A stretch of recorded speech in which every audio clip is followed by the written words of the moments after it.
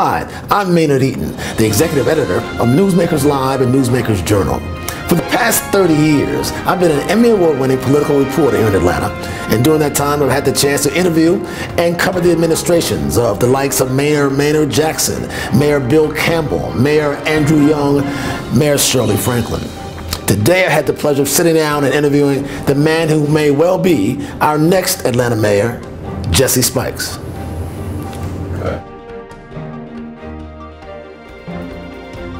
I'm accustomed to overcoming great challenges to achieve outstanding results. The preparation, though, is with respect to my ability to represent all of Atlanta. From the cotton fields of Henry County to the hallowed halls of the Ivy League, to the fancy halls of the law firm in which I've worked, and to international experience as well, 4.5 years in the Middle East. I have worked and gotten to know, worked alongside and gotten to know a lot of different people, a lot of different walks of life. It means that when I'm the mayor of this city, I will be able to represent all of Atlantans, north, south, east, west, no matter what the background, socioeconomic status, I will be a person who can relate. So my background will enable me to be open to any and everybody with an idea for solutions to these problems coming to the table and having their input. And I believe that if you bring, and I know that if you bring the best people to the table with the best minds, then we will get the best solutions for the city. It's been suggested to me at least 3 times now that I run for mayor of the city of Atlanta. The first 2 times I was able to turn it down, or decide not to do it, pretty much out of hand. And was about to do the same thing in this particular case the last time I was asked. But I was asked to stay in the dialogue, and as I did, I became convinced that this was the right thing for me to do with my life at this particular time. I had an incredibly blessed life, educationally, professionally. I believe that from those 2, much is given, much is required. It's an opportunity for me to give back to my community, one of the communities that has invested so much in me. But the other part of it, man, is that we learned last March and April just what difficult situation our city is in financially. Atlanta needs the skills I bring to the table, and that's how my law practice, my business experience, and my education undergird my candidacy for the next mayor of Atlanta. I have the practical business problem-solving experience that's going to be required to confront the problems that we face in a candid, open way with the skills and expertise needed to bring about lasting solutions. If you look around the country, there are academically more accomplished people in politics. I think the notion of service, people realize that it's not just a professional who can serve well. And so people who've had other careers, who've pursued other avenues in their lives, are now turning back to serve the public. Prime example, New York. Mr. Bloomberg. Mr. Bloomberg. There he is, a very successful businessman who's now very successfully running the city of New York. So I think that's new. That's not always been the case.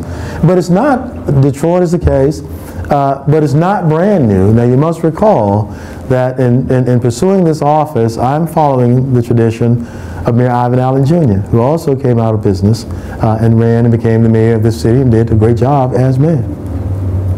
What do you mean when you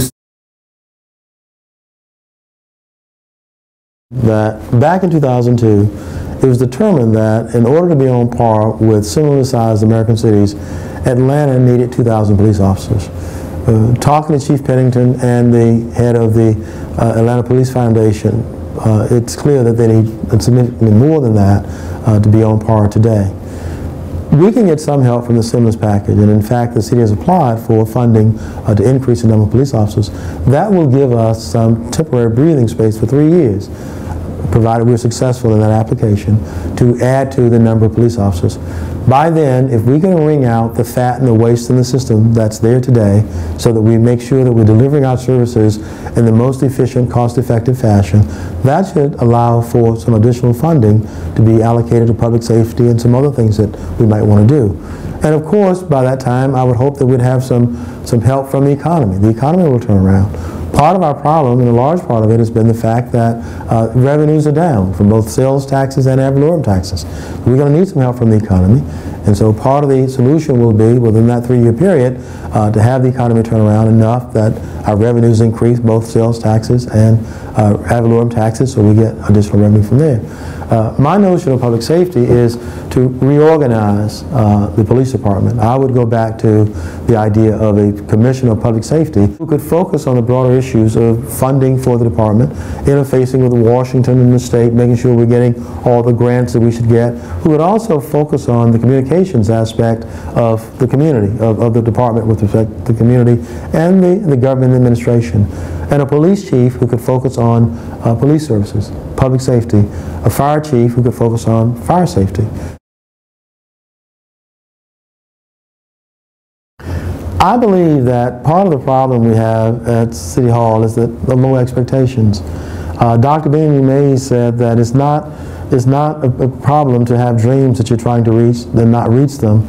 The real sin, the real tragedy is low aim. I think there's been an attitude, a culture of not expecting much from the people in City Hall and the services. I know a lot of the people who work in City Hall. I know that we have some good, hard-working people there. They need leadership to achieve the type services delivery system that we need. We will achieve that from the top down. I will roll up my sleeve and I will give the hard-working employees the support that they need to get the job done the way that it should be done. To the extent that there are people in City Hall, and I suspect that there are, because in every other place I've been, there have been those type of people who are not pulling their fair share, we will find a humane way to move them on. And then we at the city who are committed to being public servants, to delivering services in an efficient, cost-effective way, will continue our business and get it done. But it will be through leadership from the top down that we will get that done. I think Atlanta's best days are still ahead. We have wonderful opportunities ahead of us, not just as a city, but as the leader of a region. And that's where we're going to be ultimately. But in order to get there, we must first take care of our own situation. We must get our financial house in order. We must make this into the type city where we all love to live, work, and play, and we're happy about that. We're proud of where we are. So the first steps are to get the financial house in order, to make sure that it's a safe city, to make sure the services are delivered in an efficient, cost-effective fashion. And then once we've done that, we can then take the lead in the region. My vision for Atlanta is that it will be able to afford its most basic needs as well as its grandest designs. But we've got to take care of those basic needs first. And then once we've done that, the grand designs will follow and we will implement them.